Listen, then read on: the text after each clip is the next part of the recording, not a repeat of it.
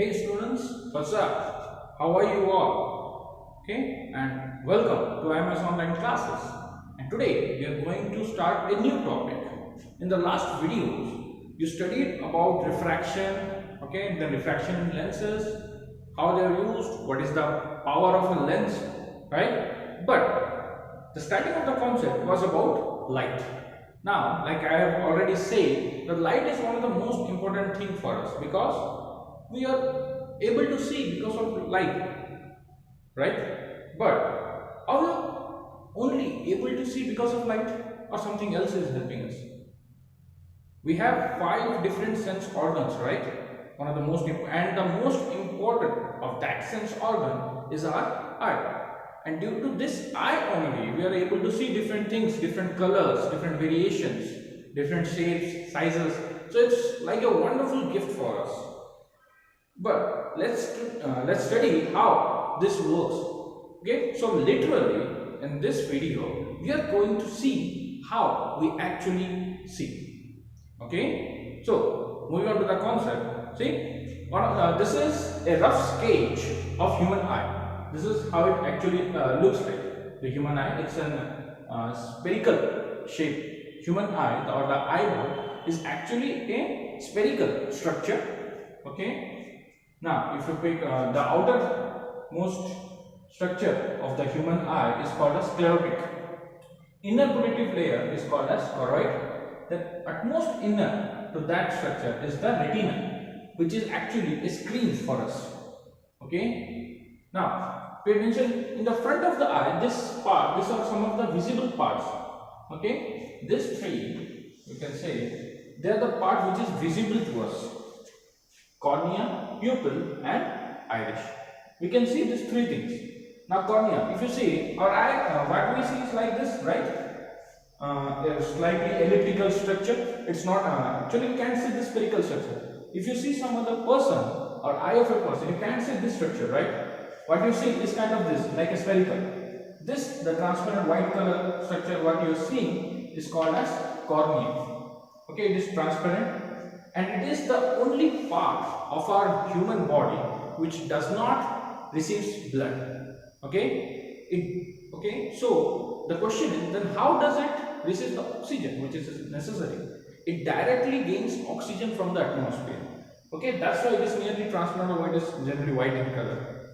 Then the black or brown color structure, this round, is called as iris. It is colored. Okay? For some it might be green color, for some person it might be black, for some person it might be blue, yellow, different colors exist. This is the iris, which is the colored part. And the innermost part, okay, is called as pupil, a dark black color substance which actually is a hole through which light enters into the eye. Okay, so this is the part which is visible to us. So let's see what is not being visible to us, what is inside the human eye. Okay, next, after the light enters the pupil, it strikes on a lens. Okay, that's right. Our human eye also has a lens which is fixed in our eye. Okay, and that lens is generally convex in nature. Okay, it's a convex lens which is fixed in our eye, and generally it is made up of muscular structure which is flexible. Okay, that is, it can be stretched or it can be compressed also. And this work is generally done by these 2 muscles, which are called as ciliary muscles. Okay, they adjust the lens. Okay, then after the light gets refracted, it falls on retina. Okay, retina, and especially this part, fovea centralis, where this acts as a screen and it forms the image. Okay, and this part is called as optic nerve. It collects the information and sends into the brain. Okay, so overall, this is the part of our human eye. And so, in this concept, we are going to study how these things work and how it helps us to see this colorful world. Okay, this amazing, very beautiful world. Okay, so pause the video and note it down. Draw the diagram carefully. Okay, so now we studied what is the basic structure, or we saw just what is the basic structure of human eye. Now let's study what are the function of the different parts of the human eye. The first is sclerotic. Okay, sclerotic is the outermost coating of the eyeball. Now, as I've said earlier, eyeball is a muscular structure and also one of the vital organs of our body, so it needs to be protected. And sclerotic gives the protection. It's a protective layer present on the eyeball. Okay, it is generally transparent, and sometimes it can be opaque also. Generally, in the interior portion of the human eye, which we cannot see, okay, at that part it is generally opaque. Okay, and in the external portion, okay, what you can see, it is generally transparent and forms the white color substance known as the cornea. Okay, now generally it contains some fluids inside it, which is called as vitreous humor. Okay, it helps in shock absorption. Okay, if our body gets damaged or hit with something, we receive a shock. Energy flows through our body, and it helps in absorbing the shock so that the damage to the human eye can be minimized. So that is the structure of sclerotic. The next protective layer is the choroid. It is the second protective layer, generally dark in color. It lies interior to that of sclerotic. And other than protection, it also has another layer, another one function or one more use. We can say that in order to form an image at a person, we need a dark screen, right? Dark surface. So generally, this choroid, it acts as the dark surface by absorbing the diffused light falling in the eye. Other than this, it also helps in forming the colored substance of human eye, that is the iris. Okay, the iris, it helps in adjusting the size of the pupil. So, understood what are the functions of these two parts, sclerotic and choroid? You can pause the video and you can note it down. The next part is retina. As you know, for a convex lens, for the image to form, we need a screen, right? Because in case of a convex lens, the image formed is generally a real image. Okay, I understand that there is a special case where a virtual image is formed, but here we are talking about the real image. Now, in order to form the real image, we need a screen. And since in our eye we have a convex lens, we need a screen to form the image, right? And that screen, that role, that function is done by the retina. It is one of the most important part of our human eye. Okay, it is generally made up of a mixture of different nerves and cells, blood vessels. Okay, it acts as the screen for the light to form the image, the refracted light from the lens to form the image. In case of retina, there are two spots which are highly essential to know. Okay, the first one is called as the yellow spot. Okay, yellow spot is the place where most of the time the image is formed, which is situated, as you can say, in a straight line, that is directly behind the lens. Okay, and the other spot is called as the blind spot. The yellow spot is also the central region of the yellow spot is also called as fovea centralis. Okay, and the blind spot, which is represented as B, is a place where the optic nerve enters inside the human eye. Okay, the nerves enter inside the human eye. Since it is the entry point of the nerve, there is no retina at that place or any blood vessels, due to the absence of screen at that place, there is no formation of image. That place is called as the blind spot. For example, you can do an activity. You can keep your hand in front of yourself, and slowly tilt it to your sideways without moving your head. Try to see where your palm is. Okay, at one point you can see that you are unable to see the eye, right? You can see the hand, your palm at one point, and that you can see at that place, the image of the hand is forming at the blind spot, due to which we cannot see the image. Understood? The light is falling at the blind spot, due to which we are unable to see the image because there is no screen there. Okay, so this is the function of retina. You can pause the video and note it. The next part is the pupil. Okay, it is one of the part which is visible from the exterior. Okay, we can see the pupil.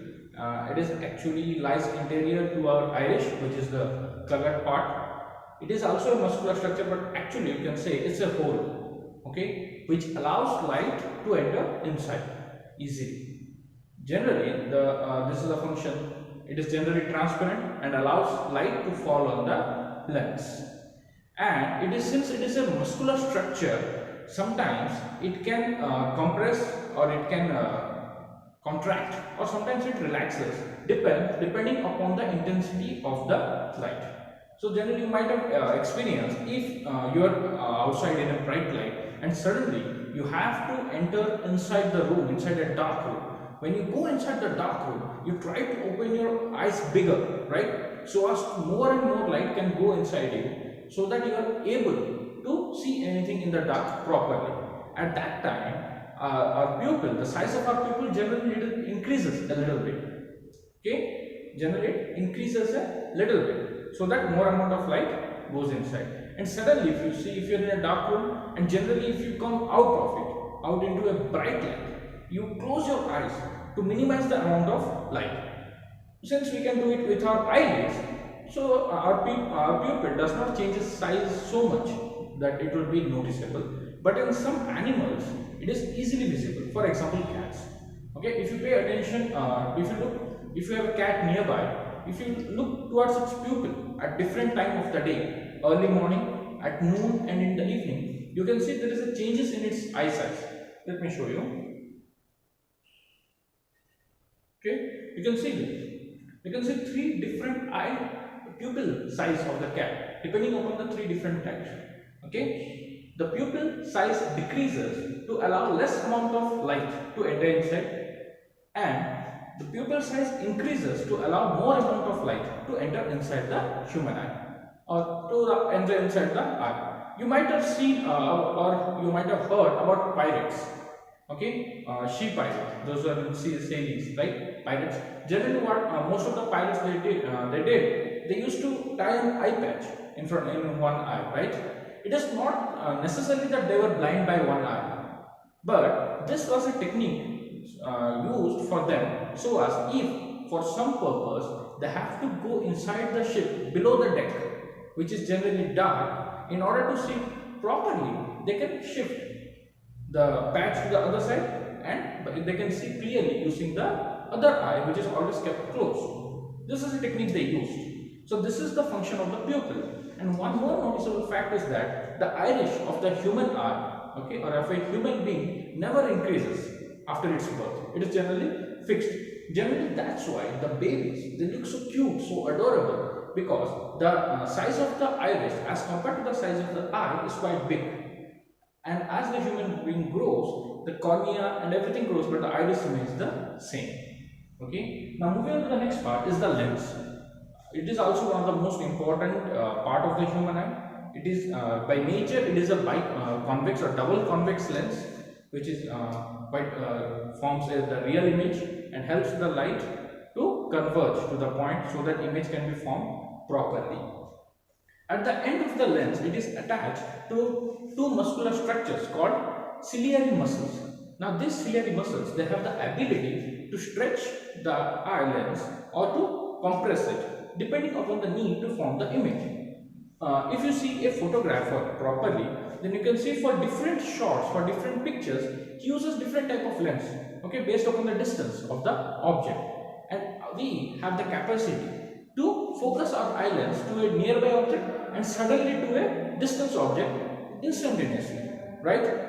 Suppose you are looking at a far away object and suddenly you can focus to a nearby object also. You can see both these things clearly, means not at the same time, differently. You are seeing a far away object, then to a near object. You will see it clearly, but in case of your cell phone or in camera, you have to focus it. It will take some time to focus it, right?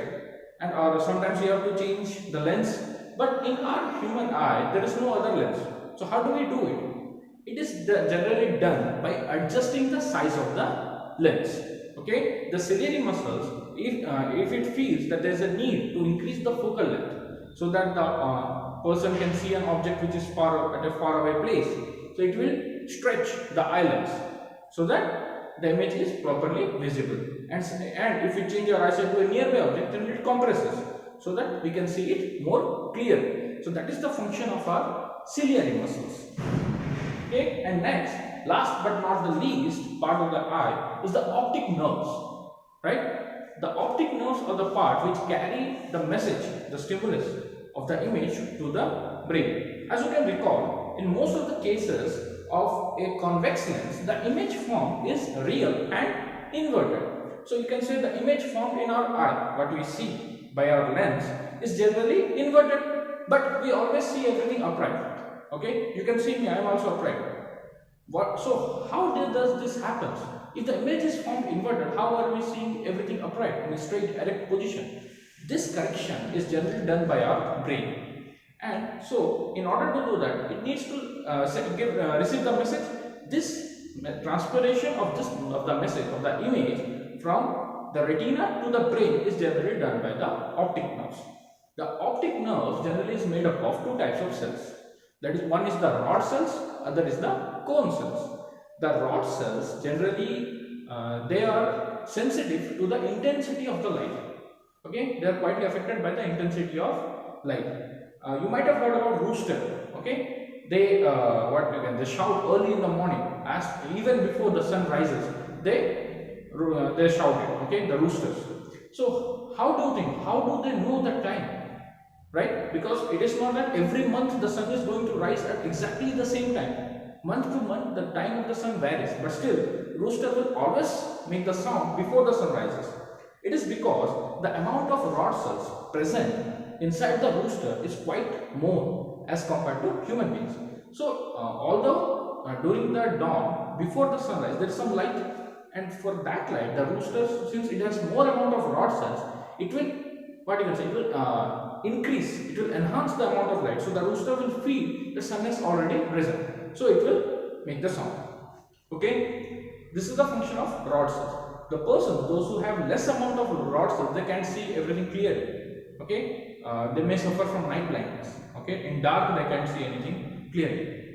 And the other is the cone cell. The cone cell helps us to identify between or distinguish between different colors. In various animals, this cone cell is absent. So generally, whatever they see, everything is black and white. But we are lucky to have this cone cells, due to which we can see everything as colorful. We can see this colorful world. Okay, and if by some means this cone cell is damaged, the person will suffer from color blindness. Okay, so these are the parts of the human eye and their function. You can pause the video to note it down.